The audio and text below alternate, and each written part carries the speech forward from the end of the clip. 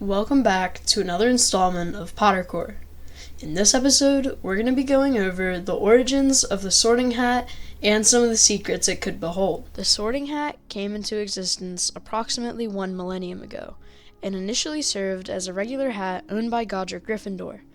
No one quite knows who created the hat itself, although it is suspected that Gryffindor made it himself. As Gryffindor, together with Salazar Slytherin and Rowena Ravenclaw and Helga Hufflepuff, pondered over how the sorting process would continue after their demise, Gryffindor simply removed his hat from his head. In collaboration with the other founders, he imbued it with their collective wisdom and intellect. All 4 founders shared the desire to ensure that the students would be sorted into their respective houses, which would be determined based on each founder's individual preferences for students. Amazingly, they also gave it the ability to see into students' minds and even take into account their choices when choosing the house for them. For example, when sorting the famous Harry Potter, the hat considered putting him in Slytherin. You could be great, you know. It's all here in your head, and Slytherin will help you on the way to greatness, no doubt about that. Harry, however, asked repeatedly not to be sorted into this house because he had heard it was associated with dark magic. Eventually, the Sorting Hat chose the house that Harry most wanted, Gryffindor, because Harry most wanted it. No? Well, if you're sure, better be Gryffindor. The Sorting Hat appeared to have a difficult time in the sorting of Potter. It suggested that Harry would have great fame and glory by joining Slytherin House, as Harry possessed Slytherin qualities such as cunning and determination. Harry requested specifically to be spared that fate. Instead, based upon his choice, the hat placed him in Gryffindor, where both his parents had also been sorted. When Harry spoke to the hat in his second year, it repeated his earlier declarations, that Harry would have done well in Slytherin. This was possibly due to the fragment of Voldemort's soul which lived inside Harry during his sorting. The hat would have registered its presence as well as noticing Harry's potential. It seems that the Sorting Hat tends to place students based on qualities they value rather than qualities they personify. This has never been more apparent than with Peter Pettigrew, who was sorted into Gryffindor but ultimately turned out to be quite cowardly, self-serving, and corruptible.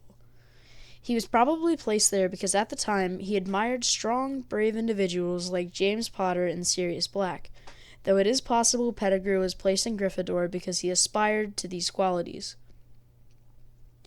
The Sorting Hat can detect nascent qualities in a student and place them in the house that will challenge them most and put their character to the test.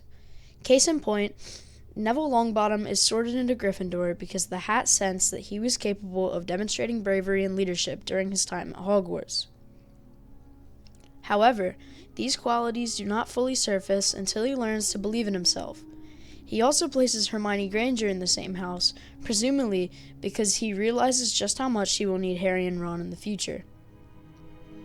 In an interview, when asked about the Sorting Hat, J.K. Rowling stated that it had never been wrong and asked for theories, though no specific character was mentioned.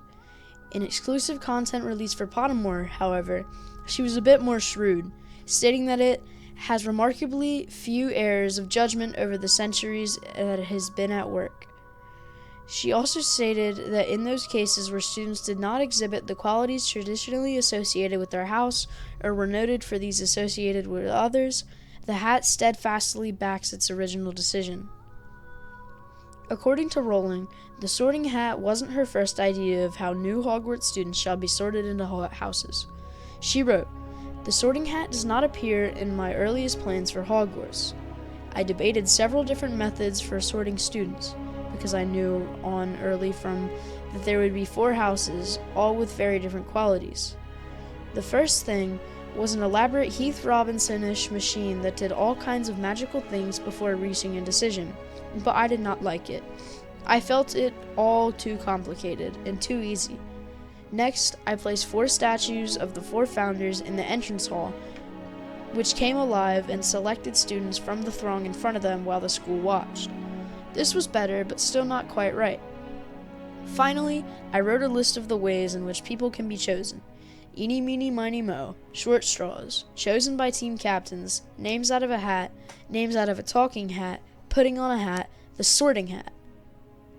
Despite the common belief that the Sorting Hat utilized legilimency to determine the most fitting house for a student, it actually employed legilimency to identify the house where the student would find most happiness.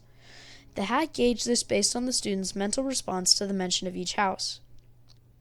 According to the hat, this method ensured its accuracy in assigning houses, as it was not the hat making the decision, but rather the students themselves. The Sorting Hat, a mystical artifact of immense power, was created by the Hogwarts founder and namesake of Godric's Hollow, Godric Gryffindor. It had been brought to life through ancient enchantments and possesses the extraordinary ability to categorize and separate the students of Hogwarts School of Witchcraft and Wizardry into their respective houses. This sacred duty has been faithfully carried out for over 1,000 years, as the hat is passed down from generation to generation and trusted to the care of every new headmaster or headmistress of the school. When not in operation, the Sorting Hat rests upon a velvet cushion, carefully stored on a shelf in the office of the current headmaster or headmistress. It exudes an aura of wisdom and ancient magic, its stitches and folds telling the tales of countless generations of students it has sorted. The hat's presence in the office serves as a constant reminder of the responsibility and authority bestowed upon the chosen leader of Hogwarts. During its moments of respite, the Sorting Hat is believed to enter a state of deep contemplation and reflection. It is during this time that certain students, who hold a deep reverence for the hat's mystical powers, believes that it conjures up the enchanting songs it sings at the start of each term.